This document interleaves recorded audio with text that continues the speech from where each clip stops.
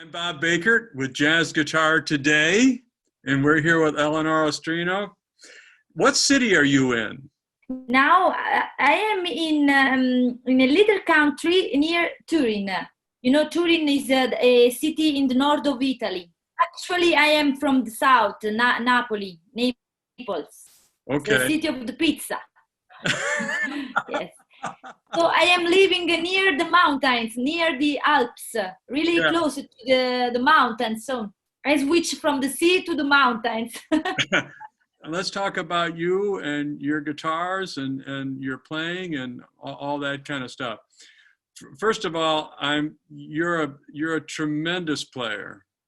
You've got great feel, great tone, and you've got a sensitivity for the instrument that is just, I just love it. I mean, I really do. Oh, I watched you play a video on a Telecaster, on your website, and you're doing some really fun things on that. And then your big archtop guitar, is that a Gibson? Is that an L7 or what are you playing?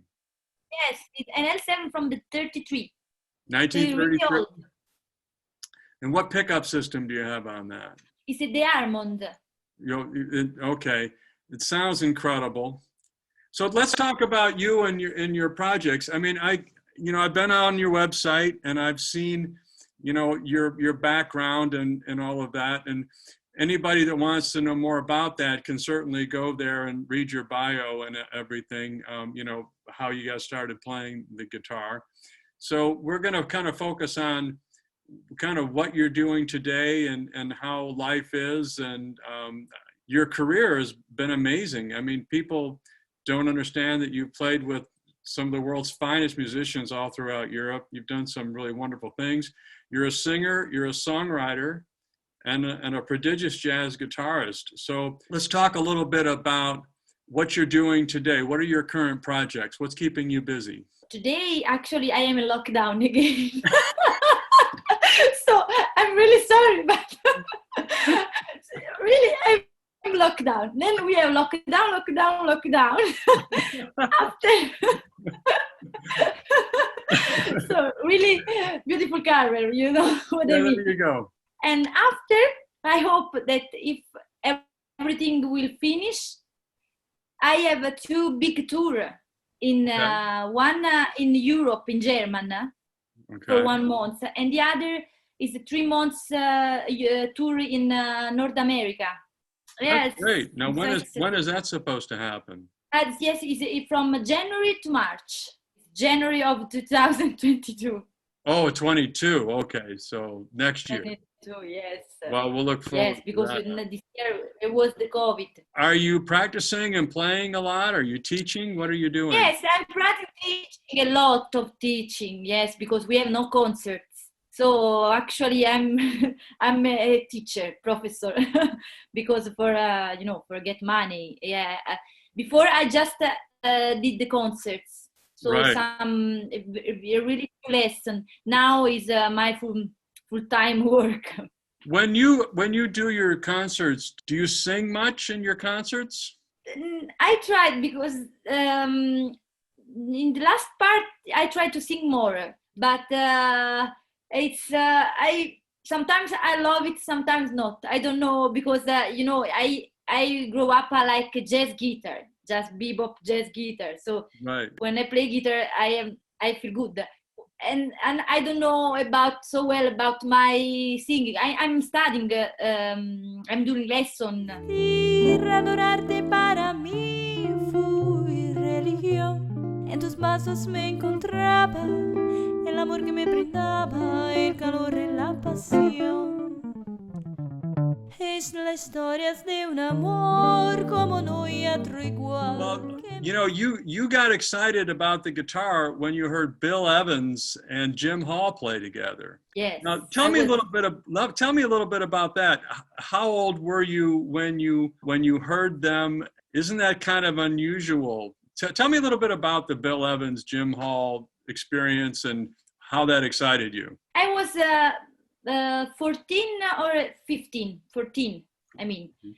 And nothing, because I was at the high school, so one time I heard this recording because one of the boyfriend of my sister, he loved jazz music, so he brought at my home one of these CD, and so I heard, and I asked to him, oh, what kind of music is it? What is these things? And he said, this is jazz. These are Bill Evans and Jim Hall playing together. And I felt in love, like, oh my God, I want to do this in my life. I don't know why. So I decided to play, and it was so beautiful. And actually, today is one of my favorite albums. Yeah, so I grew up with that one, and also today it was so. Were you playing guitar at the time and then decided that that's the music that you wanted to play? You started from scratch, No, that was what you wanted to play. It was together, because I just decided to start with jazz guitar. Never studied the classical or rock. I just studied jazz guitar and Joe Beam song like bossa nova, jazz standard. And that was my passion. I don't know why. So that is so... many of the guitar players in the U.S. that I talk to, it's not uncommon for them to have grown up playing rock and roll and blues. You know, guys my age, you know, they started playing with, you know, when the Beatles, you know, came out and so forth, and played rock and roll, and then they gravitated towards jazz. Even a lot of the younger guys, you know, they started playing, you know, rock and roll and blues. yes. And then they decided that they heard jazz and they went, oh, well, I'm going to do that. That sounds like fun. And then they got really into it. I mean, almost all of the young players that I know have got a big background in rock and blues. So it's a little unusual to hear, you know, your story of where you just decided you were going to be a jazz player from day one, because I mean, that's incredible. That's very daunting to get started. So who were your teachers? How did you do it? No, nothing. But for this reason, I felt in the high school really bad, because I was the only one that wanted to play jazz, or I know that I knew that was so difficult. So I just was in my home studying, no meet with people, so crying. Oh my God, what is so difficult.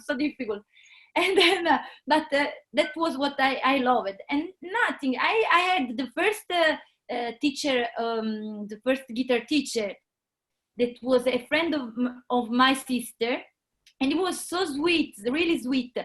And after few months, not really 1 year, he told me that I had to go with another teacher, and I left him and tried to get another teacher, but actually I was not able to find another one, to find a person that I liked the way he played. So I changed it, many guitar teacher, like 1 month, then another 1 month, 1 month, 1 month, 1 month.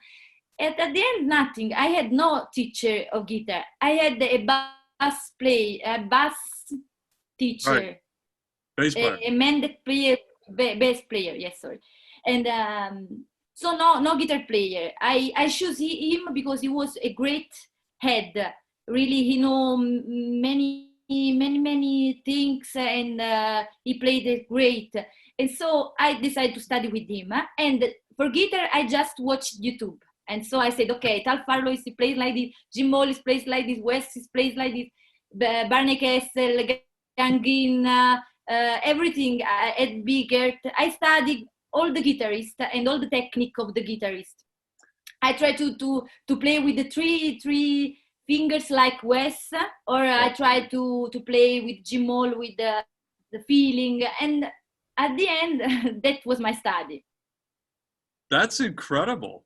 So you had teachers, and then you went to YouTube, and you know, I tell people that all the time. You know, I mean, I think there's nothing better than having a really good teacher sitting down with you and working with you. But if you can't get that, there's a lot of people out there on YouTube, and there's a lot of courses, through the various schools that online teaching, and there's a lot of ways to learn the guitar today. So what is your favorite music to play? What's your show typically look like? What songs do you find yourself playing? Actually, I was really fine myself, because I'm doing research, because also I wrote song, I am singing, I'm study a lot of jazz music, jazz standard. I know many standards, but I also love compose some original music, just not singing, just played. I am fine my how you said, my voice on the guitar. What I really love is to play standard. When I play the American song, I feel okay. All the beautiful music, old music, I feel good, because I know there are so great songs that the American composer wrote that are so beautiful. And each time I discover one, I said, oh my God, this is so good, so great, so beautiful, the lyrics, the harmony. So when I play jazz, at the end I feel good.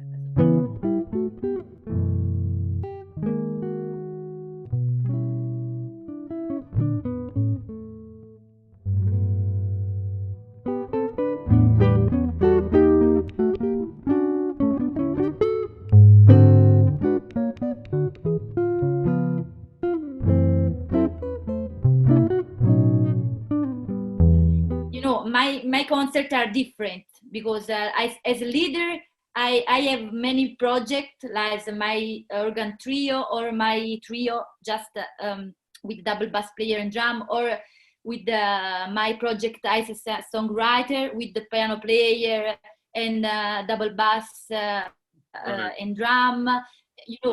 I have many projects, so it depends. Sometimes I just do concert that is really jazz. Sometimes I do concert with my original music.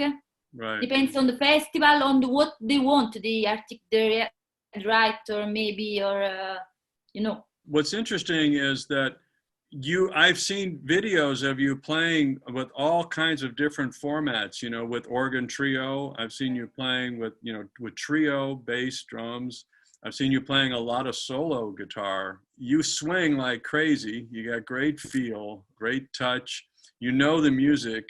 You really have it. You've studied it and you worked hard. Well, tell us a little bit about, we always hear about the European audiences and how much they like American jazz. And pre-COVID now, before last March, how did you find, the reception for you presenting that music? Tell us a little bit about the experience of being a jazz musician, in Europe pre-COVID. Was it was there a lot of places to play? Was there a lot going on? Is the energy, is the enthusiasm for the music still as high as we hear? What's it like over there for you to play pre-COVID? So when I can say is that when I was in Naples, but I was really young, I just started to study, and I left my hometown because I didn't feel that the musicians were really, I don't know in English the terms, because they maybe really don't have the spirit of the music, because they always said, oh, you are playing, it's not with the spirit of, the beautiful spirit of the music that is, if I know something, I give you, if you know something, I watch you, and that's it, for learn, no? And so I moved to Turin, this in the north of Italy, where I felt a really beautiful situation, because there is a city that is really love jazz music. So we have a festival, a jazz festival, we have a jazz club, it's a little situation, but really beautiful. And then I moved in Amsterdam, because just I was studied 1 year there, in Amsterdam. And then also there was really wonderful, a lot of musicians all over the world that are playing so well. For playing, then I choose to come back in Italy, because I was likely can work with my music, So I also here can work it, because so I am working I am here, but I'm working now all around the world, and then before all around Europe with most of all with the Greg Cohen, that is my family. And this was when I played in Belgium. It was so great because the audience was really great. Also in German, in Italy sometimes you find people that the jazz club are good, but other places you don't know if they really like jazz or not. You know what I mean? But it's very different. How many albums have you played on or done so far? Your own projects and others? 3 albums of mine. So one is in duo with the Greg Cohen, the first album. Then it was an album, 2 albums in trio. One with organ, and the other with the trio double bass player and drum. Trio just with on Cy Coleman, that is an American composer. He recorded this album, but actually I never recorded my project. I was always. Yes, and now I recorded the first album of song, where I am a songwriter, because an Italian producer want that I do that. So he told me, okay, let's do that with your song, with your arrangement, like Storia di un amor that you heard, and this thing. So I recorded in July, but the COVID, as well, since I am in Turin, I cannot go to Naples to record, to finish the recording. So right. I have to wait until February, I hope, to come back and finish this recording. Then I have a great, I have to do, when the COVID will finish, I have to do this great album with one of the best players in Italy, that is Emanuele Cisi. And this album is with another great player, this is Paolo Fresu. I don't know if you know about him. He's really famous. I'm still trying to learn. Trumpet player. And we record it on a boat, So it's for the Warner Music. The producer is Warner. And we record on just a boat. So I'm so excited about it because it's a great album. And Emanuele was one of the... I grew up with his CD, Mm-hmm. He's playing with this great, amazing guitar player, Italian, is Sandro Gibellini. I grew up hearing this album, and so I'm so happy. So what are you practicing on these days? What kind of things are you doing? And do you practice, like, what is your routine like for the guitar on a daily basis? Yes, it depends from the time, depend how I woke up. And in this period, I really doing the teacher, so I have not so much time for practicing. But when I practicing now, I am trying to practicing all to imagine my new album in trio, just standard. I'm harmonizing standard with my way to harmonize standard, to harmonize chords, no? Sure. And I'm trying to do this because I have some ideas and try to do that. Or sometimes I try to study, like, to find a new language, like triad, like pentatonic on other things, Sure. Or I transcribe, or I compose, or I study singing. So I do everything. So when you're reharmonizing, do you have a particular thing when you're looking at a melody line or a harmony line, and you're looking, is there certain things that you look to? What is your process when you go into reharmonizing a tune?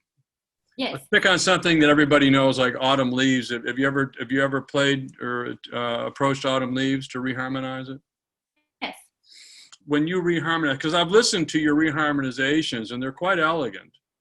What I'm trying to do is to get not from the guitar, to get from piano play or the trumpet play. I'm studying also, like Lee Konitz with Benny Golson, that harmonizing thing. I'm studying like orchestra, something on the orchestration, Count Basie, or I try to get from, not from guitar, actually. It's trying, okay, let's try to be different from the singer, like Anita Day, and I try to sing on my guitar like her, That right. is my inspiration.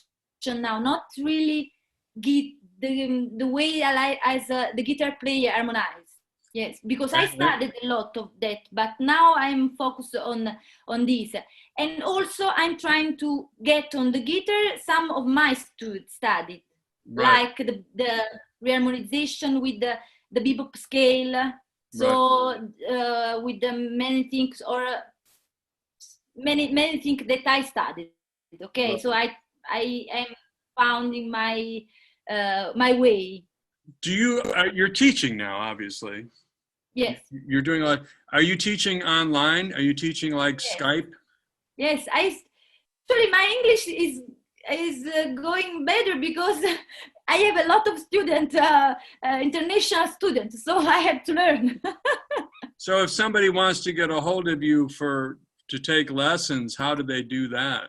Just write me and write me on Facebook, on Instagram, on the social account, my mail that is on my website. Just so if someone comes to you and they want to study with you and they have never played jazz before, but they played the guitar. Let's say they're a rock player or a blues player, all that.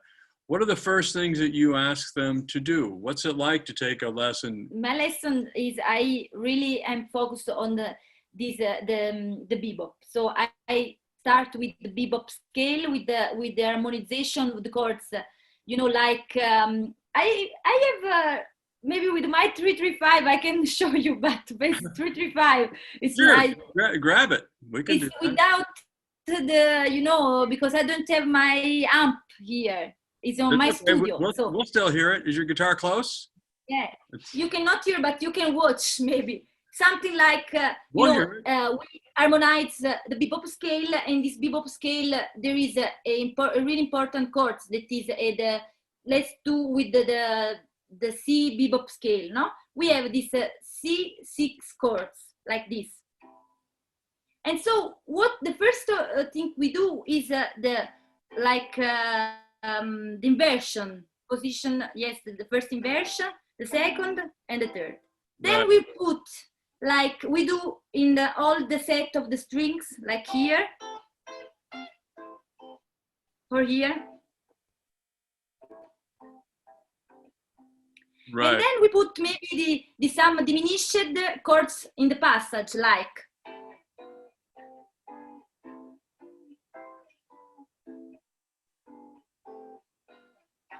So we have all the notes of the harmonization of the scale. And if we want to do something like,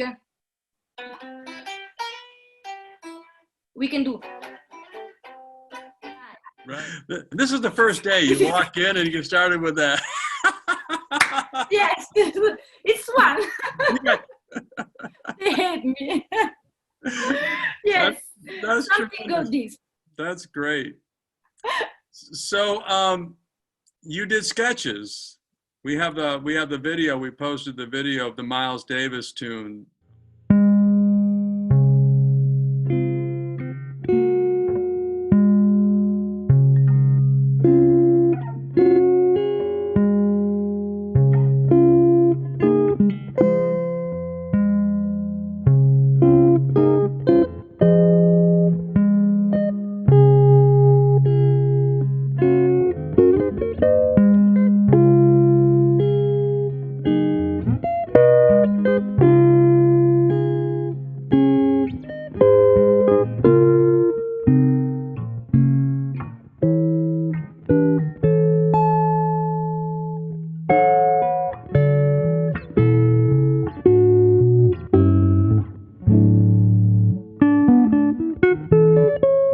Can you play just a little bit of that? Show us some of the voicings that you use.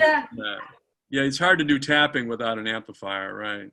Yeah, exactly. That's it. Because also because there is tapping. So yes, I know. Because when you asked me to do this video on Miles Davis, I said, oh my God, what I can do. I don't want to do something like, okay, let's try to study something new, no? That I can do another thing on the guitar. I know how to play with the pickup. I know if I imagine to do milestones hold, but maybe it's bebop, so it's something that I know, and So I decided to do, okay, let's try something that is poetic, and it's written with Bill Evans, Sure. so great. And I tried to understand what the voicing of Bill Evans they put in the recording. So, and try to put together the bass line of the recording, and that is just G, C, and then Bill Evans on top.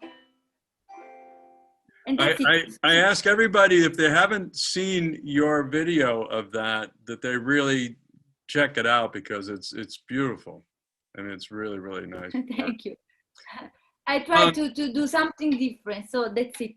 So you've got, let's just kind of talk about, you got an album that you're going to be finishing up in February.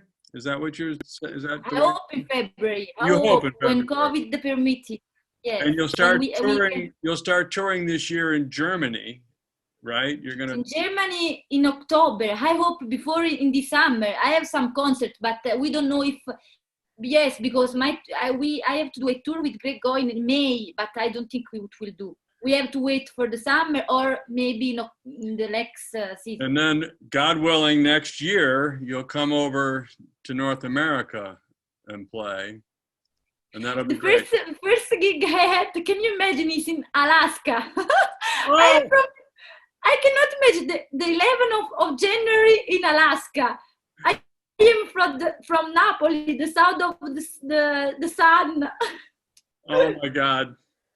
Oh wow. You're a fine guitarist and musician, and I just think that's wonderful. And we really appreciate everything that you've done for us, and we're excited to have the communication with you over in Italy, and that you can let us know what's going on. And we just love what you're doing. We love your art and the way you go about it and everything. We just think you're great. So I think that's about it. I really appreciate you spending the time with us today. You know, on behalf of myself and the rest of us at Jazz Guitar Today, I can't wait. You know, when you come to North America, I'm going to have to come to a show for sure. And thank you so much for doing this, Eleonora Strino. Thank you to you. I feel really honored that you will put me on cover. I feel like really thank you for your kindness and for believing me. I am really grateful. Thank you. You've earned it. It's our honor and our pleasure as well. So have a wonderful rest of your day. Thank you. You too. Bye-bye. Ciao.